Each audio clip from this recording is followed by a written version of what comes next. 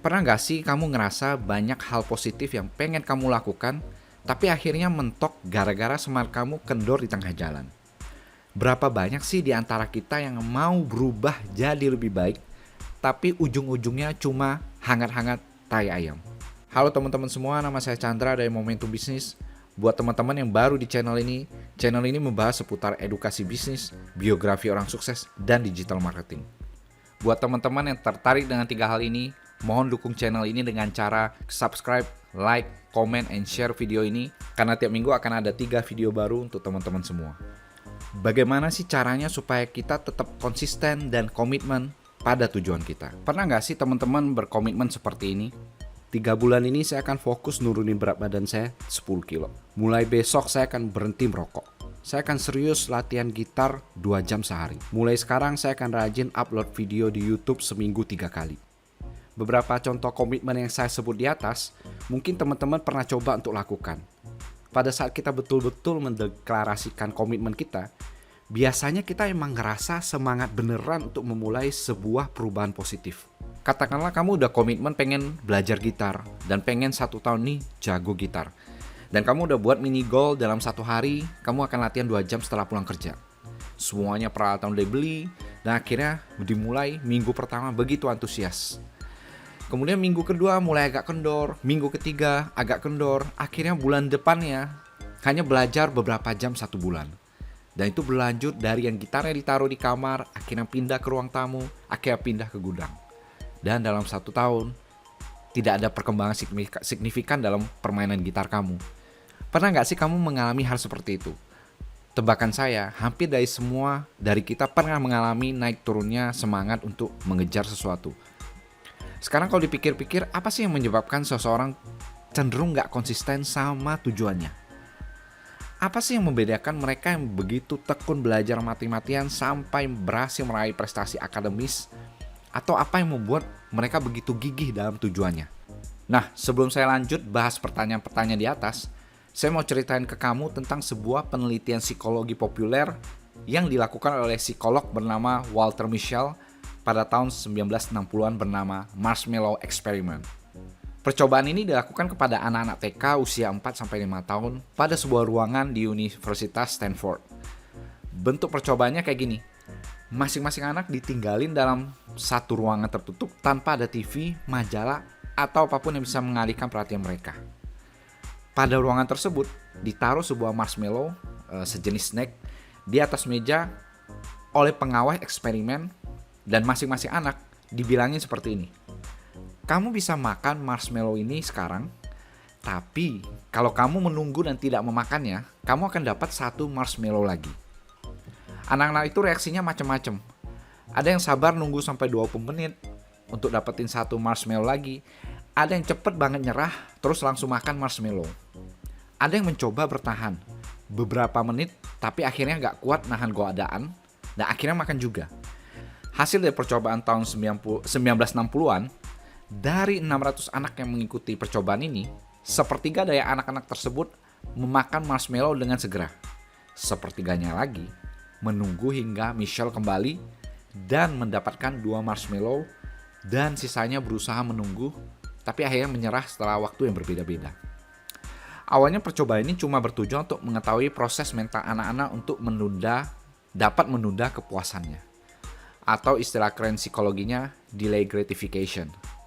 Proses mental ini juga kita ketahui melalui peribahasa populer, berakit-rakit ke hulu, berenang-renang ke tepian, bersakit-sakit dahulu, bersenang-senang kemudian. Intinya sejauh mana sih seseorang bisa menunda kepuasan saat ini dan bisa bertahan mengontrol dirinya untuk mendapatkan kepuasan yang lebih besar kemudian. Mungkin sejak kecil kita udah sering dengar peribahasa ini dan gak sedikit juga yang mikir nih cuma kata-kata bijak, sepele, orang zaman dahulu doang. Tapi justru hasil yang mengejutkan dari percobaan ini didapatkan setelah anak-anak yang ikut dalam percobaan beranjak dewasa dan telah masuk SMA. Beberapa tahun kemudian, Mischel yang memiliki 3 orang anak perempuan yang dulu juga bersekolah di TK tersebut, iseng nanyain gimana sih nilai sekolahan teman-teman anaknya yang dulu sekolah di sekolah yang sama, di TK yang sama.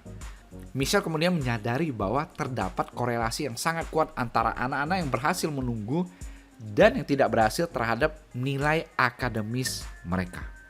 Karena makin penasaran, Michelle mengirimkan kuesioner kepada orang tua. Hasilnya sangat mengejutkan, karena rupanya hasil tes marshmallow itu berkorelasi sangat kuat terhadap variabel lainnya. Seperti nilai tesnya semacam tes SBMPTN, pencapaian non-akademis, lingkungan, pergaulan, kecenderungan perilaku nakal atau enggak, tingkat kebahagiaan, dan lain-lain. Percobaan ini akhirnya menjadi populer banget di kalangan psikolog, dan beberapa psikolog penasaran lagi untuk mencoba eksperimen hal serupa. Hasil percobaan lain yang serupa ini semakin memperkuat korelasinya terhadap berbagai variabel lain. Para psikolog menyimpulkan bahwa mereka yang berhasil menunggu marshmallow kedua berhasil mencapai hal positif dalam perkembangan kehidupan remajanya. Sebaliknya, mereka yang nggak berhasil menunggu, terutama yang cepat menyerah, ternyata cenderung bermasalah dalam kehidupan remajanya. Dari yang nilai sekolah yang jelek, sampai ada yang bermasalah dengan obat-obatan, bahkan pada beberapa kasus tindakan kriminal. Terus apa kesimpulan yang bisa kita ambil dari eksperimen tersebut? Rupanya salah satu kemampuan yang berperan sangat signifikan terhadap berbagai banyak hal positif dalam kehidupan remaja adalah kemampuan mengontrol diri sendiri atau self-control untuk bisa menunda kepuasan, delaying gratification. Rupanya kemampuan self-control ini banyak banget ngaruh ke hal-hal kecil dalam hidup kita, terutama dalam kehidupan remaja. Dari mulai masalah kedisiplinan, bisa cepat sadar untuk menghindari pengaruh negatif dari lingkungan, bisa menentukan prioritas dan bijak, mampu mengendalikan diri dari berbagai hal yang bisa mengalihkan fokus, dan seterusnya.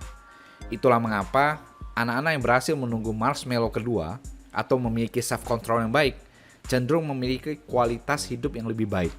Sementara anak-anak yang gak tahan nunggu cenderung memiliki banyak masalah dalam kehidupan remajanya. Nah, mungkin sebagian dari kamu ada yang kepikiran, wah berarti kesimpulannya self-control itu terbentuk dari sejak kecil dong. Berarti kalau kita atau mereka-mereka yang makan marshmallow itu, yang gak punya self-control, itu memang ditakdirkan untuk menjadi loser in their life. Apa betul seperti itu? Sementara mereka yang punya self-control itu ditakdirkan untuk jadi orang-orang sukses. Oke, kesimpulannya jangan ditarik ke arah itu ya. Karena sebetulnya justru dengan mengetahui bahwa self-control itu berperan penting, kita justru bisa melatih kemampuan self-control itu agar bisa menjadi kunci supaya bisa konsisten terhadap berbagai tujuan positif dalam hidup kita. Jadi kalau kita balikin lagi ke pertanyaan awal, apa sih yang membuat seseorang konsisten dan komitmen pada tujuannya? Sekarang saya bisa bilang bahwa salah satu variabel yang paling berkorelasi kuat terhadap konsistensi dan komitmen adalah self-control. Apa yang membuat seorang penderita obesitas itu bisa disiplin berolahraga dan diet ketat sampai akhirnya berat badannya kembali ideal? Jawabannya self-control. Apa yang membuat seseorang bisa tekun belajar dan tahan dengan berbagai godaan untuk nunda-nunda belajar? Jawabannya sekali lagi self-control. Apa yang membuat seseorang yang kecanduan rokok, narkoba, alkohol bisa mengurangi ketergantungannya sampai benar-benar bisa lepas dari kecanduannya? Lagi-lagi self-control. Bayangkan betapa banyak hal positif yang bisa kita ubah dalam diri kita kalau kita punya self-control yang baik. Oke, semoga dengan informasi ini teman-teman bisa punya self-control yang baik sehingga bisa konsisten dan komitmen pada tujuannya. Jika dirasa video ini bermanfaat, mohon dukung channel ini supaya bisa terus berkarya dengan cara subscribe, like, comment, and share video ini. Sampai jumpa di video berikutnya.